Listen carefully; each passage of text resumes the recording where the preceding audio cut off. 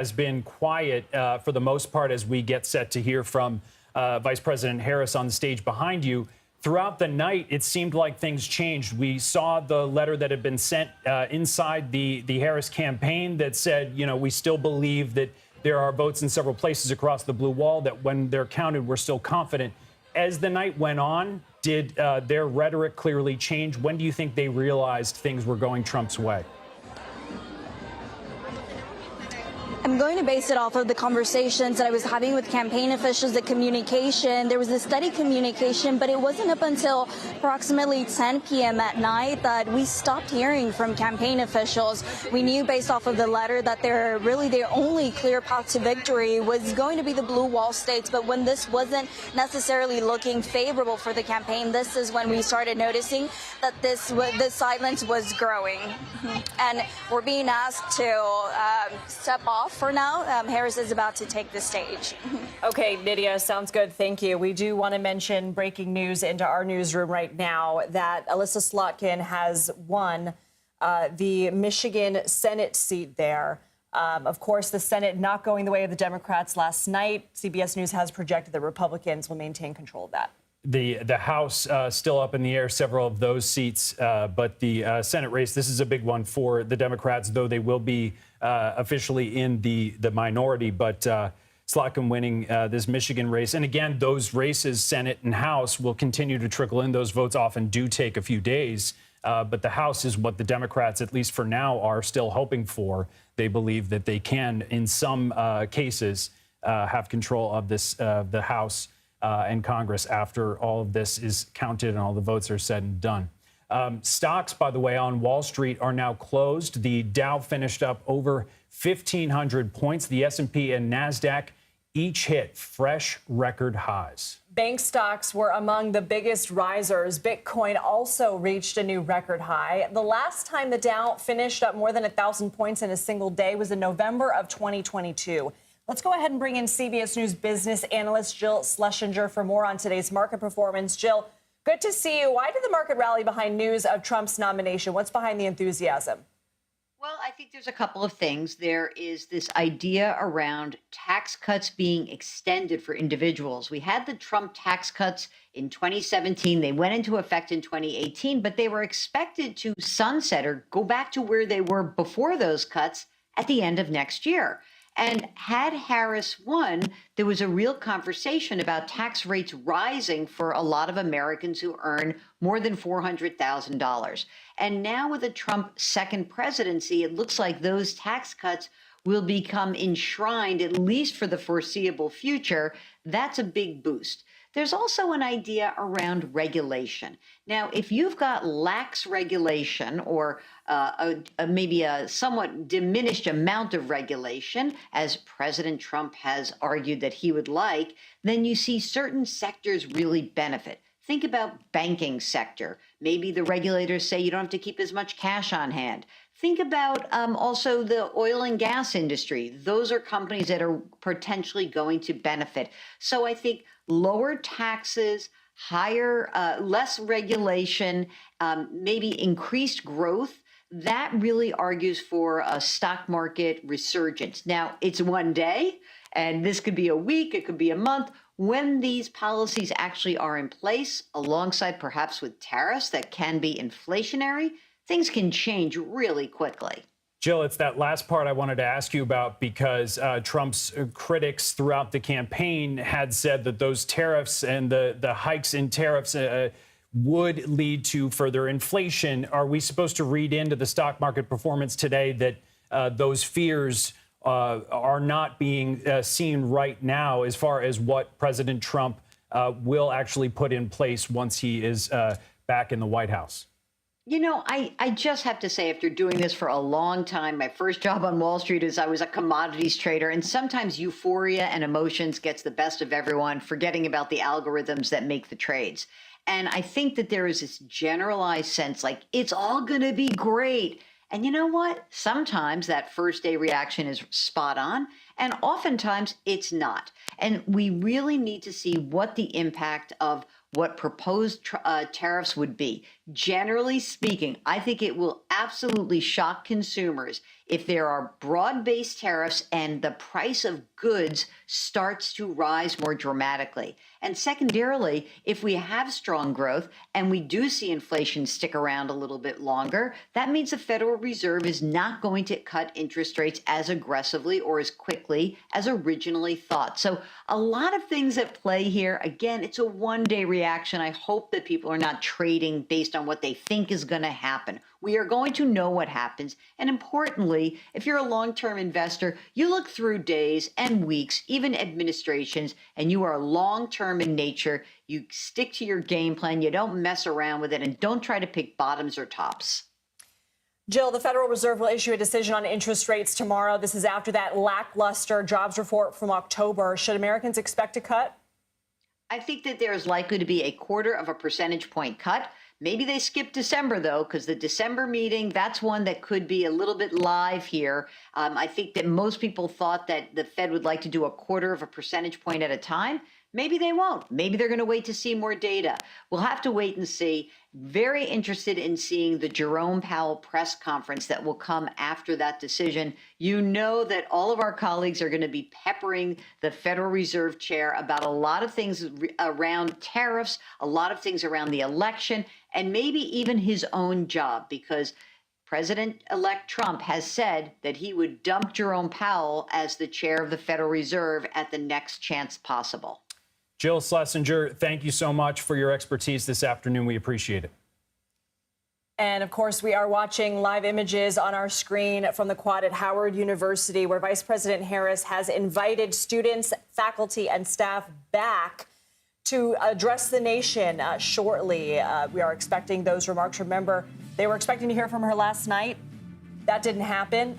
Instead, we heard from one of her campaign advisors who at the time said that they held out hope for a path. And we know that in the early hours of the morning, that path dwindled. We are going to take a quick break. You're streaming CBS News 24/7.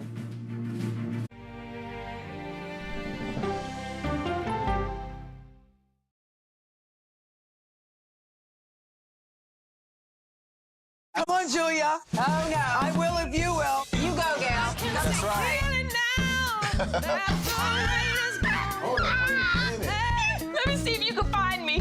I want to make sure that my voice is heard, but also that I lift up other voices. You can't write a better script. Yeah, boy! It's gonna be a ride. Sunshine day. We'll see you 7 o'clock sharp.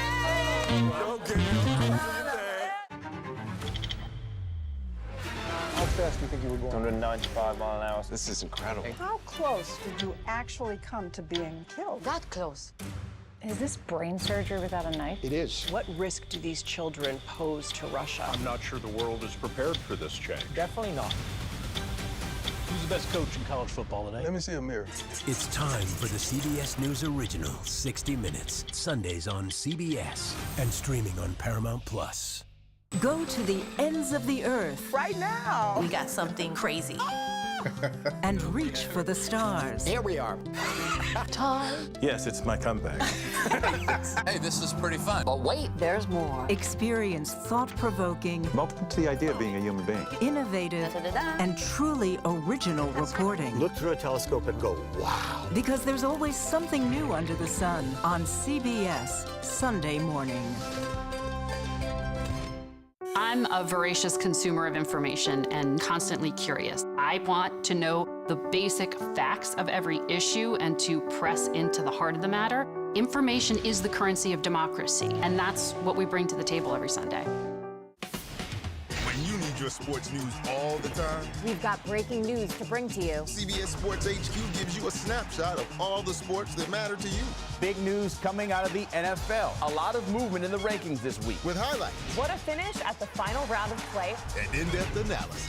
Can they three-peat? Tony Romo joins the conversation. What can you say about this game? When you need your sports in a snap, We're bringing you that breaking news right here on HQ. find it on CBS Sports HQ, streaming free anywhere you are. At this moment, terrorists could be plotting another attack. 9/11 triggered a counter-terrorist system that included a secret database. This person needs a closer look. A growing list of nearly 2 million people, including some Americans who say they're innocent. For 1 hour flight, I have to spend 6 hours to go and come back. CBS Reports explores the system, the people responsible for it, and those pushing for change. I'm not fighting against them. I'm fighting for them to do the right thing. The Watch List, now streaming on the free CBS News app. A CBS News investigation. People looking for love, finding their life savings gone. This could happen to anybody. And sometimes losing their lives. Anything for love. Now streaming on the free CBS News app. Welcome back. This is a live look at Howard University in Washington, D.C., the alma mater of Vice President Kamala Harris. She's set to speak for the first time since her election loss in just a few minutes. We will, of course, bring you there live as soon as she steps up to the podium. Since CBS News projects that Republicans have taken control of the Senate after flipping several key seats, we wanted to take a look at what kind of legislation a Republican-controlled Senate would prioritize. But first, let's break down the results so far. So as of right now, Republicans have 52 seats after defeating 3 Democratic incumbents. Democrats have 42 seats, and CBS News has not yet projected the results of 6 House races. Meanwhile, control of the House is still up for grabs as we await results in several of those races. As of now, neither Republicans nor Democrats have secured a majority. And for more, we want to bring in CBS News political reporter Hunter Woodall. He joins us here in Studio 57. So, Hunter, how significant is this Senate flip for the Republicans? Were any of these races in particular surprising to you? Well, I mean, the Senate was one of those things where Democrats always had a tough map. We saw this, they were defending so many seats in difficult places, red states, Montana, West Virginia. We thought those were likely to flip, West Virginia especially. But losing in Ohio, that was a big setback for Democrats. And as you saw the night go on, the fact that they were having so many struggles in these battleground states, now it looks like we're projecting, obviously, Democrats winning the Michigan Senate race, the Wisconsin Senate race. Democrats can breathe a sigh of relief there, but it's, they might still lose the Nevada Senate race. This has been a tough map for them. So that said, what agenda do you think Congress will focus on, given the new Senate Republican majority, and if they end up flipping or keeping the House as well? I think what you're going to see is, this is a much more friendly GOP for Trump than he had when he came into office in early 2017. This is a GOP very much molded in his image. When we saw what happened in 2017, it was very much almost like, okay, they're trying to work together at a time where they didn't really get along, congressional Republicans and Trump. This is Trump's party very much now, and there's so many of his allies in Congress, not just, in different roles, but in influential roles. And that's going to be a big plus for Trump as he tries to implement his agenda. Do you see that synergy between Trump, the rest of the Republican Party in these Congress races that we've yet to call? Do you see that as being the deciding factor? Where do you think those races stand right now in terms of the Republicans getting control of the House? Absolutely. And it's fascinating when you look at we haven't called races or projected for races in Arizona and California. And in 2 of those races, there are Republicans who objected to certifying the 2020 presidential election. Those are key Trump allies. They're in competitive races. They've already proven that they've sided with the president, former President Trump, President-elect Trump, in a major moment. They're likely to do so again. Hunter Woodall, always appreciate you. Good to see you in New York. Thank you.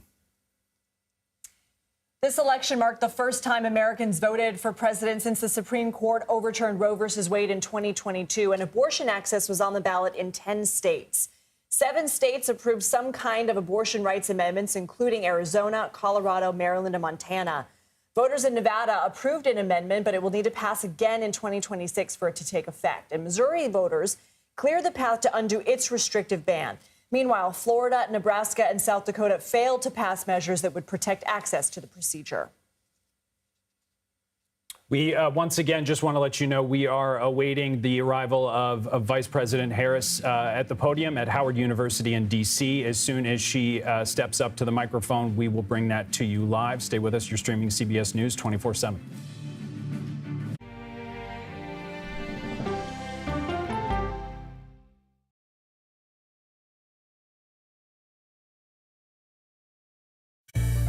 An original documentary from CBS Reports. It was genocide, a deliberate effort by the United States government to eliminate the food source that was relied upon by Native American tribes. American bison were slaughtered and Native Americans displaced. And that's how tribes were subjugated to reservations and our lands were taken.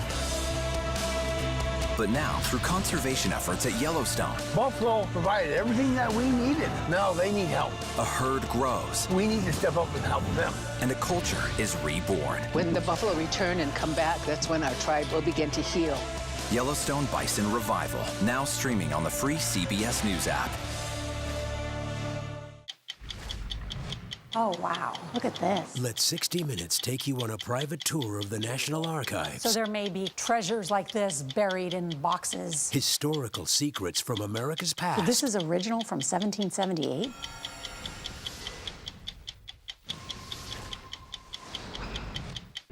This case. It's like a screenplay, something straight out of Hollywood.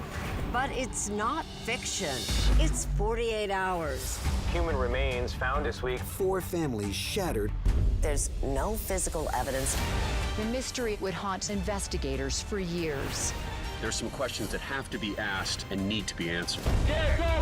Like a John Grisham novel. A gripping true crime original. 48 Hours. Now streaming on the free CBS News app. When you wake up in the morning, we want to be your go-to team. On our places. Bright, shiny faces. Nate has one of the quickest minds I've ever seen. Put me in the game, coach. Tony has a way of making people feel comfortable. The best interviews feel like it's just a conversation with a neighbor. Hey. Gail has this unbelievable knack to ask a question that is the question that you're asking at home. I've been told I could talk to a tree, and that's pretty much true. I don't go to work in the morning. I go for coffee with my 2 good friends, and we talk about the world. Your morning routine just got better. CBS Mornings, weekdays at 7. I'll see you in the morning.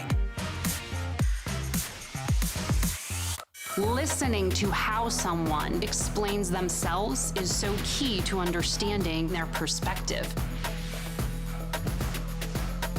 The grief of losing a child is immense. You can't breathe. After decades of the war on drugs, things have only gotten worse. Every shipment of fentanyl is a ticking time bomb. 50 times more powerful than heroin. CBS Reports goes deep into Mexico. What is your role in the Sinaloa cartel? To find out why the cartels keep getting stronger and wealthier. This is a war, but we're not fighting it. Our citizens are dying. Funding Cartels, now streaming on the free CBS News app.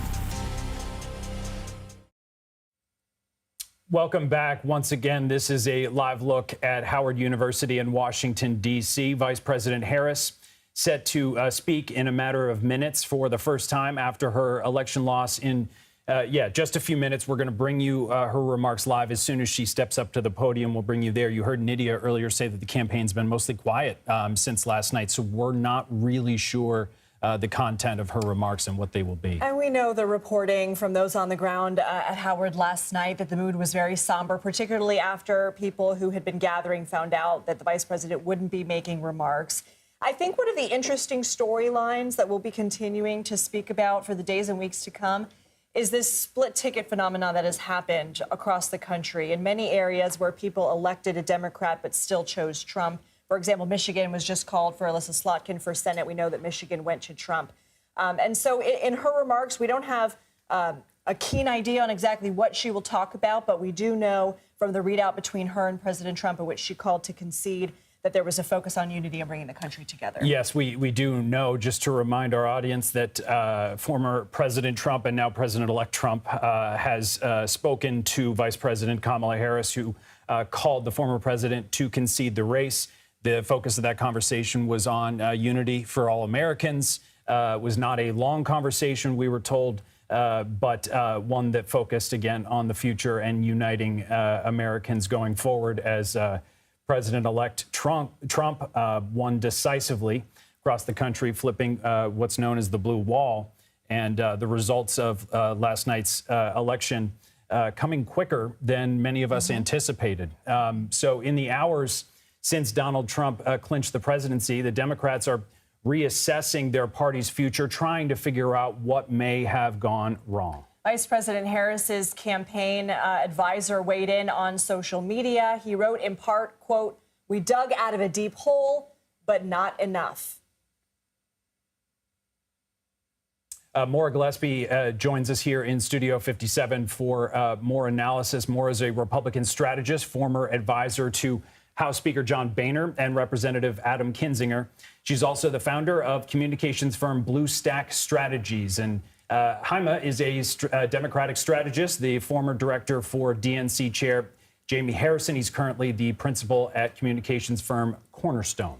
Thank you both for being here. Jaime, let's start with you first. This deep hole that David Plouffe is talking about, I mean, what does that mean? Is that sort of indicative of blaming Biden a little bit, that there was a hole that she had to dig out of because he dropped out in July with only 100 and some days left? Yeah. Lizzie, I don't think it's about blaming Joe Biden directly, but I think the reality is, when we look at those numbers, when Kamala Harris became the nominee, Joe Biden at the time was trailing Donald Trump very badly. And so for a lot of Democrats, Kamala Harris brought the joy back. Sorry, Jaime. Here we go to a CBS News special report.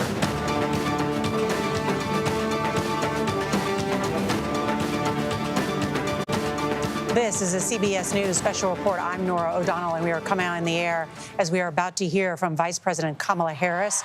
See her now walking to the stage. She had hoped to become the country's first female president by delivering a victory speech at her alma mater.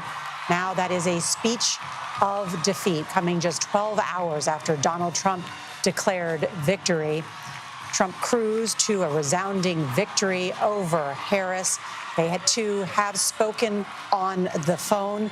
We are told that the vice president conceding and that it was a conciliatory call. Let's listen in.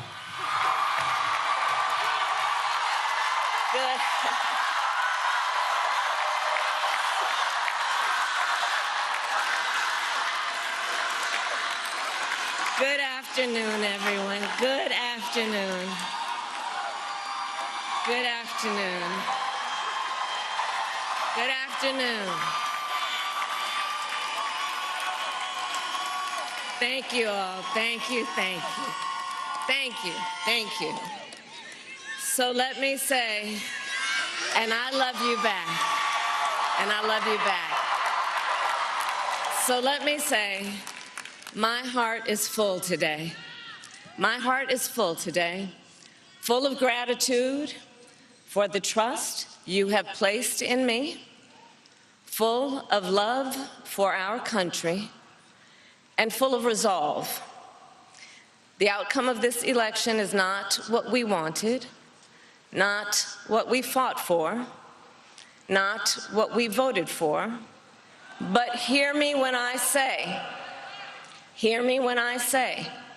the light of America's promise will always burn bright.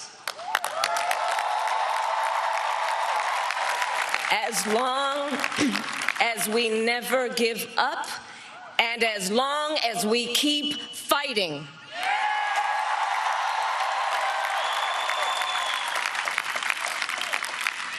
To my beloved Doug and our family, I love you so very much. To President Biden and Dr. Biden, thank you for your faith and support. To Governor Walz and the Walz family, I know your service to our nation will continue. And to my extraordinary team, to the volunteers who gave so much of themselves, to the poll workers and the local election officials, I thank you all. Look, I am so proud of the race we ran and the way we ran it, Over the 107 days of this campaign, we have been intentional about building community and building coalitions, bringing people together from every walk of life and background, united by love of country with enthusiasm and joy in our fight for America's future. And we did it with the knowledge that we all have so much more in common than what separates us. Now, I know folks are feeling and experiencing a range of emotions right now. I get it. But we must accept the results of this election. Earlier today, I spoke with President-elect Trump and congratulated him on his victory. I also told him that we will help him and his team with their transition, and that we will engage in a peaceful transfer of power.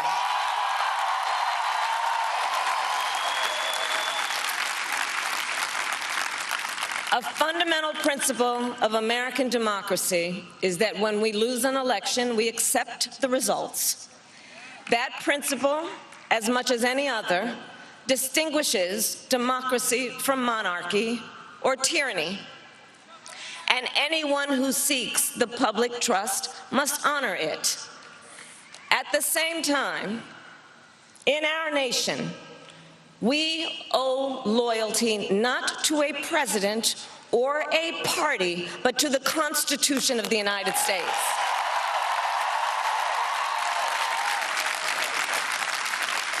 And loyalty to our conscience and to our God. My allegiance to all three is why I am here to say, while I concede this election, I do not concede the fight that fueled this campaign.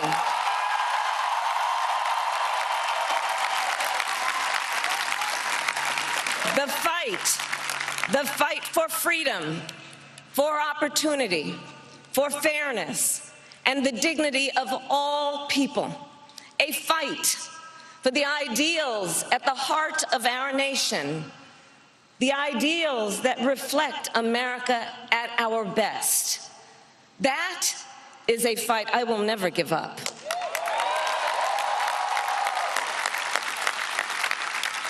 I will never give up the fight for a future where Americans can pursue their dreams, ambitions, and aspirations, where the women of America have the freedom to make decisions about their own body and not have their government telling them what to do. We will never give up the fight to protect our schools and our streets from gun violence. And America, we will never give up the fight for our democracy, for the rule of law, for equal justice, and for the sacred idea that every one of us, no matter who we are or where we start out, has certain fundamental rights and freedoms that must be respected and upheld.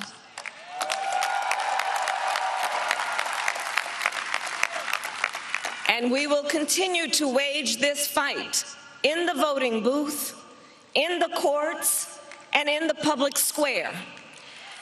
And we will also wage it in quieter ways, in how we live our lives, by treating one another with kindness and respect, by looking in the face of a stranger and seeing a neighbor, by always using our strength to lift people up, to fight for the dignity that all people deserve. The fight for our freedom will take hard work, but like I always say, we like hard work. Hard work is good work. Hard work can be joyful work. And the fight for our country is always worth it. It is always worth it.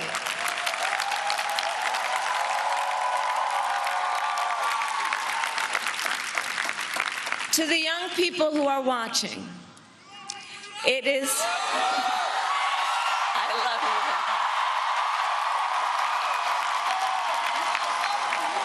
you. To the young people who are watching, it is okay to feel sad and disappointed, but please know it's going to be okay. On the campaign, I would often say, when we fight, we win. But here's the thing. Sometimes the fight takes a while. That doesn't mean we won't win. That doesn't mean we won't win. The important thing is don't ever give up. Don't ever give up. Don't ever stop trying to make the world a better place. You have power. You have power. And don't you ever listen when anyone tells you something is impossible because it has never been done before.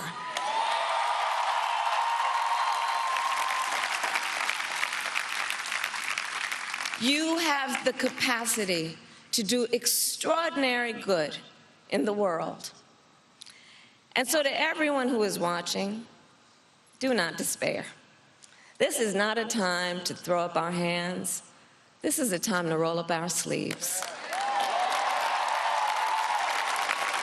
This is a time to organize, to mobilize, and to stay engaged for the sake of freedom and justice and the future that we all know we can build together.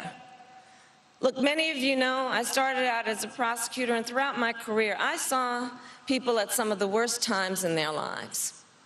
People who had suffered great harm and great pain, and yet found within themselves the strength and the courage and the resolve to take the stand, to take a stand, to fight for justice, to fight for themselves, to fight for others. So let their courage be our inspiration. Let their determination be our charge. And I'll close with this. There's an adage an historian once called a law of history, true of every society across the ages. The adage is, only when it is dark enough can you see the stars. I know many people feel like we are entering a dark time, but for the benefit of us all, I hope that is not the case.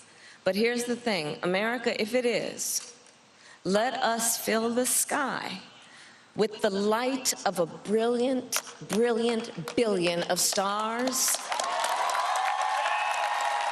The light of optimism, of faith, of truth, and service.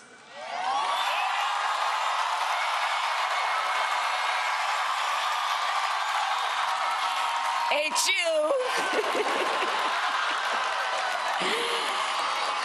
And may that work guide us, even in the face of setbacks, toward the extraordinary promise of the United States of America. I thank you all. May God bless you, and may God bless the United States of America. I thank you all.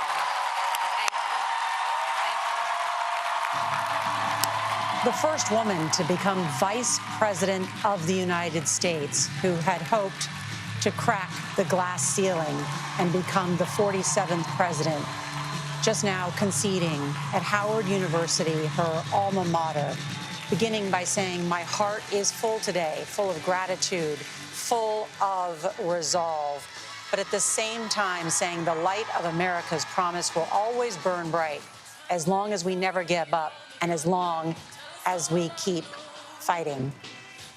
You can see the vice president there, joined by her husband, Doug Emhoff. Want to bring in Chief White House correspondent Nancy Cordes, who's there at Howard University and has covered this campaign. And we hear once again Beyonce's Freedom in the background there. What else did we hear from the vice president just now, Nancy? Well, Nora, we heard from this vice president an acknowledgement of the way that many of her supporters are feeling right now, which is that the United States is entering a dark time. She said, if we're going to be entering that dark time, let's be a billion points of light. Let's commit ourselves to service. Let's commit ourselves to acts of kindness. Let's find some good in the situation we now find ourselves in. And I have to tell you that what was striking here on the campus of Howard University, this crowd is filled not just with supporters, but with Howard students, many of whom were not invited in for what was supposed to be a victory party here last night, but were allowed to come and stand here in the yard and watch this speech today. And so to see the tears in the eyes of those students, some of whom were casting ballots for the very first time, some of whom believed that they were casting a vote for the woman who could be the first graduate of an HBCU to actually become president of the United States. To see the tears in their eyes today was really moving and really sobering. The vice president said that she had spoken to former President Trump this afternoon, and that she talked about the importance of unity. And actually, the former president put out a statement acknowledging that and extending a rare olive branch to her and complimenting her on the tenacious race that she ran over the past 107 days, Nora. And Nancy, we also heard from Vice President's campaign manager with a similar theme that we just heard from the Vice President. While she said, "While I concede this election, I do not concede the fight that fuels this." What's behind that continued fight? Well, that memo that you're referring to from the campaign chair, Jen O'Malley Dillon, thanked campaign aides and volunteers, but it ended with a very pointed phrase, Nora, and I'll just read it to you. She said that the work of protecting Americans from the impacts of a Trump presidency starts now.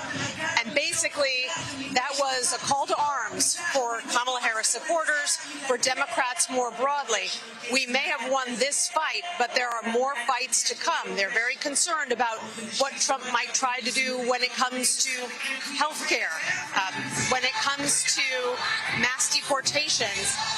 And they recognize that there are more fights to come, fights that are only going to become more difficult for Democrats as they lose control of the Senate and are poised to potentially stay in the minority in the House as well, giving Republicans a trifecta of the White House, the House, and the Senate.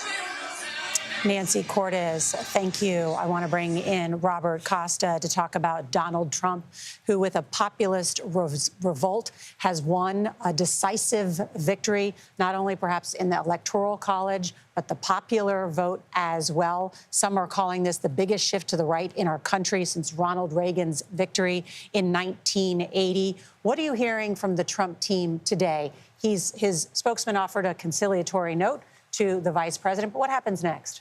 Well, the Trump campaign was certainly populist in spirit. They're confronting now in Vice President Harris an opponent who has conceded this election, and I've covered her since she was in the U.S. Senate.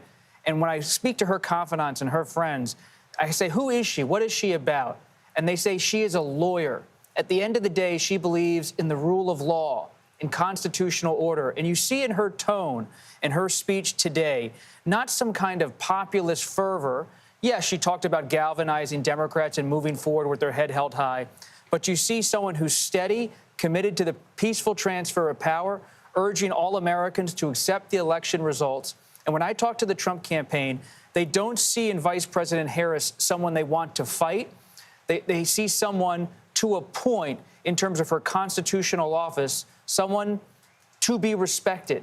Now, how they handle her in the coming days, how they handle President Biden, who knows? But she is projecting herself today as a serious figure on the American scene and how she's handling this devastating defeat with this speech.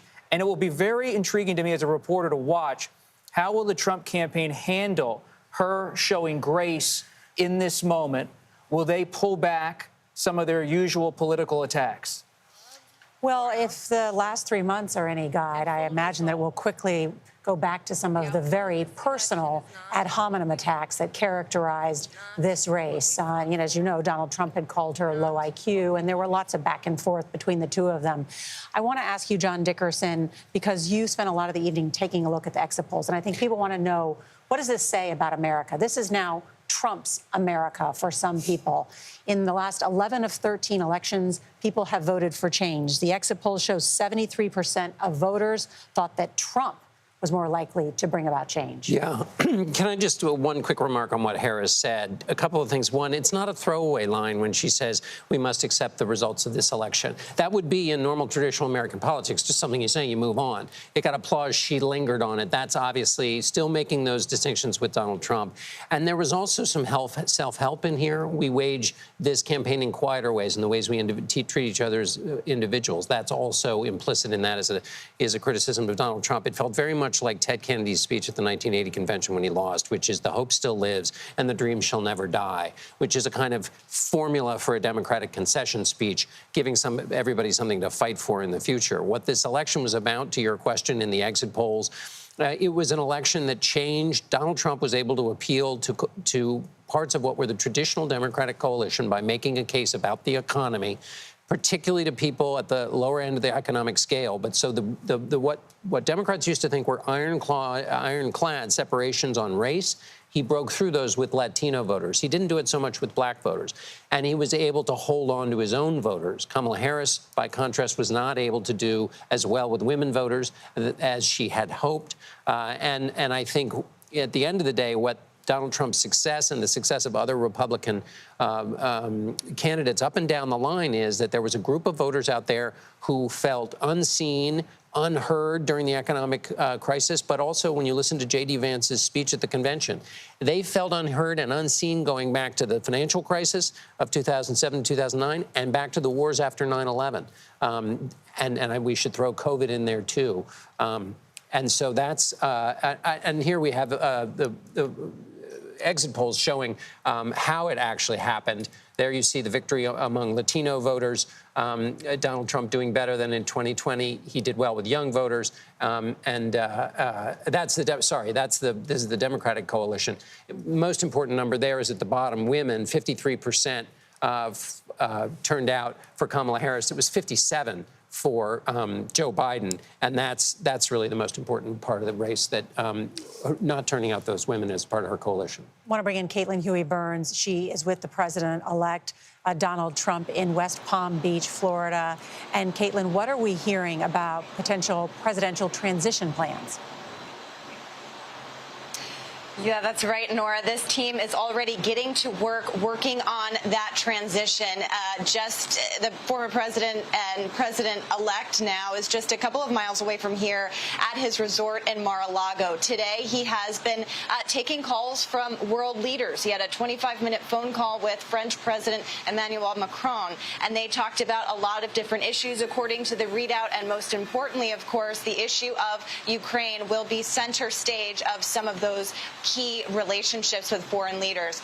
In terms of the transition, it's notable that Trump's two sons, Don Jr. and Eric Trump, are among those leading this transition team. This has been a family affair, this campaign, from the beginning, and will continue to be through the transition. Also leading that transition is Linda McMahon, the former CEO of WWE Wrestling, and also served as the in his cabinet before, and Howard Lutnick, who is a close friend of Trump and a former CEO of Cantor Fitzgerald, leading that transition. But Nora, we're really looking at not only all the jobs that have to be filled, but specifically his cabinet. He's mused about a role for RFK Jr. as someone who could be involved in health policy, for example. But remember, all of the criticisms that came for Donald Trump from former members of his cabinet in his administration were kind of key centerpiece, center stage of this campaign. So he has noted that he will pick people differently than he has before. So keeping an eye on that. But this is a team getting prepared to go to Washington. And also, as Donald Trump mentioned in his acceptance speech last night, feeling like they have a mandate for governing. Not only their defeat in the Electoral College, they're also on track for a narrow win in the popular vote. And they're also going to come to Washington with a Senate majority, and we're keeping an eye on the House majority as well. So this is a former president, now president-elect, feeling like he has a mandate and broad Republican support in Congress. Nora. Excellent reporting there, Caitlin Huey-Burns in West Palm Beach. Want to turn to our senior White House and political correspondent, Ed O'Keefe. And that is an important point, that he will see this election as a mandate. It was a resounding victory for him. And then he will have that majority in the Senate. So he will have some leeway about who he puts in his cabinet. Not only who he puts in his cabinet, but potentially who he can stack the Supreme Court with, should some of the older justices decide to retire. Can fill the federal judiciary as well across the country, the appeals and district court level. It gives him almost total control of the federal government, and especially its personnel. There's a few things going on in Washington and across the country we should reflect on. First of all, we know now at the Justice Department there are active discussions about starting to wind down some of those investigations in the cases involving him. Jack Smith, the special prosecutor's office, in discussions with the Attorney General about winding down the election-related allegations. The classified documents case was already dismissed. We'll see if they can do that by the inauguration. The other thing we've picked up on today, Democratic governors across the country in big blue states, Midwestern, Southwestern states, many of whom have experience working with the first Trump administration during the pandemic, are in active discussions today about how to, as they put it, Trump-proof their states and prepare for big changes, ongoing changes in women's reproductive health, immigration policy, environmental regulations, and how the federal government will regulate industry and other aspects of society. These are governors like Illinois' J.B. Pritzker, Colorado's Jared Polis, Michigan's Gretchen Whitmer, who were all in those meetings with him back in the day about the pandemic, and then had to band together to deal with some of the relief because they believed the federal government wasn't moving fast enough. The other thing, if you were hearing that speech and you thought to yourself, that kind of sounds like the beginning of a 2028 campaign, some Democrats I've already heard from say, yeah, that did sound a little bit like that. But they said, there'll be at least 20 other Democrats who want to run as well. She will not have the field to herself if she so chooses to go down that road in 4 years. That's right. The Vice President Kamala Harris conceding the race, she said today, but not the fight. Donald Trump, in his remarks last night, calling the MAGA movement the greatest political movement of all time, and saying that he will bring about the golden age of America. Our coverage will continue on CBS News 24/7, your local news. And then tonight, we'll have a full wrap-up on the CBS Evening News. We've got an hour-long show tonight, so we hope you'll join us. This has been a CBS News special report. I'm Norah O'Donnell.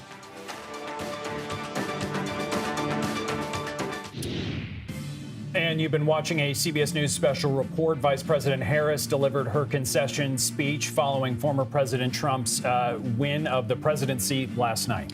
She told a crowd of supporters she was proud of the campaign she ran. Harris also urged her supporters to keep fighting. Here's part of that. While I concede this election, I do not concede the fight that fueled this campaign.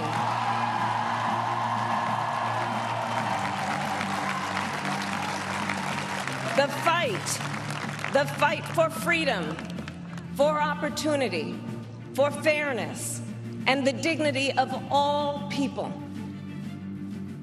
CBS News Chief White House correspondent Nancy Cordes is still there after the vice president's remarks. Nancy, the vice president started her remarks saying the light of America's promise will always burn bright, reminiscent of her speech the night before Election Day. She also said, quoted an adage, "Only when it is dark enough can you see the stars." What stood out to you about the speech? Well, it almost seemed like a bit of a therapy session for not just the Democratic supporters who were here in the yard, as it's known, at Howard University, but for Democrats across the nation who are shocked and devastated today, who thought that Kamala Harris was going to become the first female president of the United States. She told them, yes, the outcome is not what we wanted, but I'm so proud of the race we ran, the way we ran it. She said it is not the time for despair. And she mentioned, as you noted, that there are many people who feel that the nation is now entering a dark time, but she urged her supporters to find some light in the darkness, if that's how they feel, through service, through becoming politically active, or even just being kind to one another. Nancy Cordes, thank you so much. Let's bring in our political panel, Haima Moore and Maura Gillespie. Haima is a Democratic strategist who served as the director of the Office for DNC Chair Jamie Harrison. Maura previously served as an advisor to former Republican House Speaker John Boehner and former Republican Congressman Adam Kinzinger. Thank you both for being here so much. Maura, the vice president talked about there being a peaceful transfer of power. We heard John Dickerson say, you know, in ages past, that would sort of be a throwaway line. She lingered on it. What did you make of her remarks? That was an important point to make to people, is just to remind them what happened 4 years ago when we didn't have a peaceful transfer of power. And again, I think that was a positive message to remind them that, because again, you know, the country was so divided. If you talk to people before the election, so many people were afraid of the outcome, whether you talk to a Trump supporter or a Harris supporter. They were so afraid of what the outcome was going to be. And so to bring it back to the fact that we are a country that will survive this moment, no matter if you wanted her to win or wanted her to lose, we'll survive this moment. We will continue on. Our democracy will continue because we do have adults in the room here who are going to give the peaceful transfer of power, who are going to help during a transition. And reminding the American people that they're going to do that, I think was honestly top notch. And Jaime, you mentioned to us on the set as we were watching that the speech that Vice President Harris gave reminded you of one that Hillary Clinton made. What were some of the similarities there? Yeah, Doug, and look, I worked for Hillary Clinton in 2016. And so last night was very tough for a lot of us, and this morning's been very tough for us. But Hillary Clinton gave a speech the Friday after the election in 2016 that was two things. One, to assure us as campaign staffers that, like Kamala Harris said, life goes on, we can pick up ourselves and we keep going. And then secondly, she felt very, very strongly about making sure people understood that every 4 years this happens. And it doesn't matter if it's Donald Trump or if it's Bill Clinton or if it's Barack Obama. We've got to have this change of power.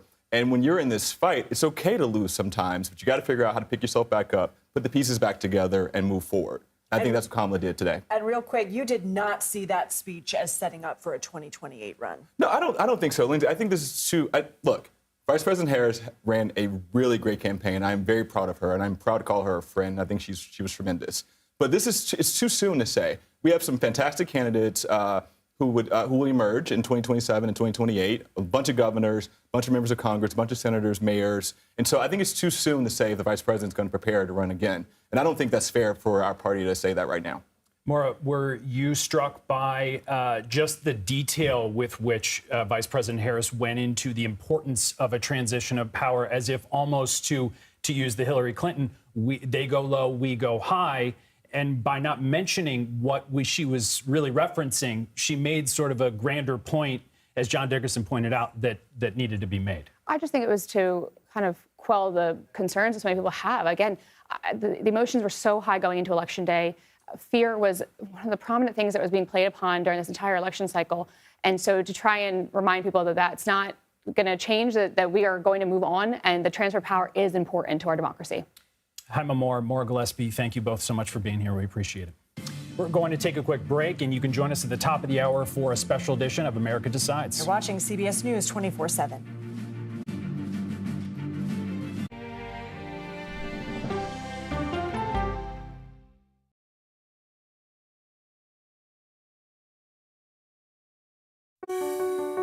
Washington is the seat of power. National security, foreign policy, global economics, every story comes through Washington in some way. We bring some of the most powerful voices in America to the table.